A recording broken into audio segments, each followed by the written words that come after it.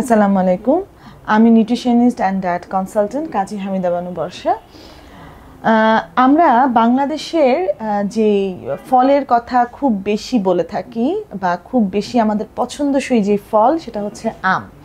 আম কিন্তু high GI একটি food, অর্থাৎ গ্লাইসেমিক ইন্ডেক্স মাত্রা এর মধ্যে অনেক বেশি থাকে। গ্লাইসেমিক ইন্ডেক্সটা কি আমরা কম বেশি অনেকেই বলে থাকি যে গ্লাইসেমিক ইন্ডেক্স বেশি আছে, মানে হচ্ছে এইটা আমাদের শরীরে প্রবেশ করার পরে কতটুকু সুগার শরীর শোষণ করে নেয় সে খাবারটা থেকে, সেটাই হচ্ছে তার গ্লাইসেমিক ইন্ডেক্স বা তার সূচক বা মান। এখন পাকা আম যেটা অর্থাৎ মিষ্টি আম যেটা, সেটা কিন্তু গ্লাইসেমিক ইন্ডেক্স অনেক বেশি থাকে, আর কাঁচা আম যেটা এটার গ্লাইসেমিক ইন্ডেক্স অনেকটাই কম থাকে। অর্থাৎ কাঁচা আম গ্রহণের ফলে আমরা কি কি উপকার পাচ্ছি? প্রতি 100 গ্রাম কাঁচা আম থেকে আমরা কিন্তু খাদ্য শক্তি পাচ্ছি 60 ক্যালোরি। এখান থেকে মাত্র 15 গ্রাম পর্যন্ত পাই আমরা কার্বোহাইড্রেট, বাকিটা থাকে ভিটামিন, মিনারেলস, পানি এবং ফাইবার সমৃদ্ধ অনেক কিছু, অর্থাৎ ফসফরাস, সালফার, ম্যাগনেসিয়াম। সো আম খাওয়ার ক্ষেত্রে আমাদের যে পার্টগুলো খুব ইম্পর্টেন্ট সেটা হচ্ছে কাঁচা আমটাকে আমরা কিভাবে গ্রহণ করছি। আমরা কাঁচা আমকে অতিরিক্ত লবণ দিয়ে বা বিট লবণ দিয়ে বা এটাকে জুস করে খাওয়ার ব্যাপারে আমরা কতটুকু সতর্কতা অবলম্বন করছি।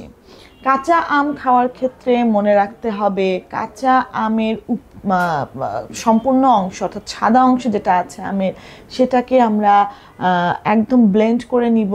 তারপরে হচ্ছে এটা খাওয়ার ক্ষেত্রে আমরা যখন যদি চাবায় খাই তাহলে খুব ভালো করে চিবিয়ে খেতে হবে।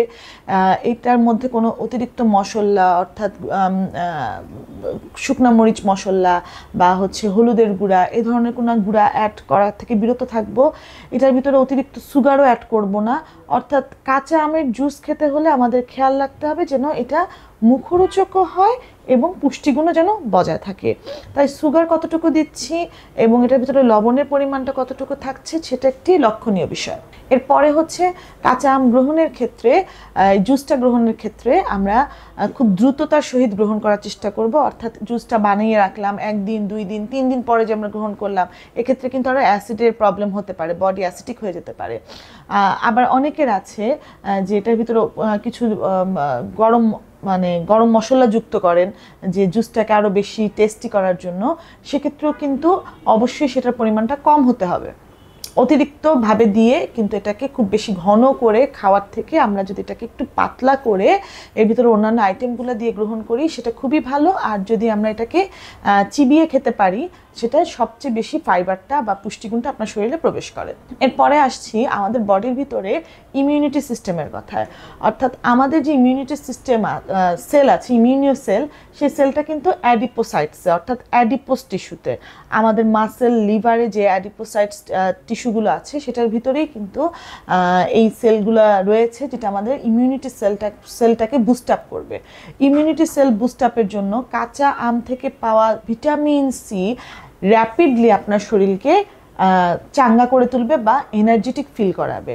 তাই কোনো সুগারি আইটেম থেকে যদি আপনি টক জাতীয় ফল খাওয়ার মাধ্যমে নিজের শরীরকে সুস্থ রাখতে চান এবং পর্যাপ্ত ঘুম, নিজের অন্যান্য ভিটামিন মিনারেলস গ্রহণ করে হরমোনকে যদি কন্ট্রোল করতে চান, তাহলে কাঁচা আম হচ্ছে সবচেয়ে বেশি উপকারী, আপনার শরীরকে ভালো রাখবে। পাশাপাশি আপনার শরীর যদি থার্মোজেনেসিস উৎপন্ন হয় অর্থাৎ যখন শরীরে তাপ উৎপাদন হয়, সেটাও কিন্তু এই কাঁচা আমের মাধ্যমে আপনার শরীরটাকে কন্ট্রোল রাখবে। অর্থাৎ ঘাম হওয়া, অতিরিক্ত সুয়েটিং হওয়া, অস্বস্তি বোধ করা, এগুলো থেকেও কিন্তু কাঁচা আম আপনাকে অনেক বেশি হেল্প করবে। As a protector in this summer আপনি কাঁচা আম গ্রহণ করুন, নিয়মিত গ্রহণ করুন, অর্থাৎ সপ্তাহে কম করে হলেও 3 দিন।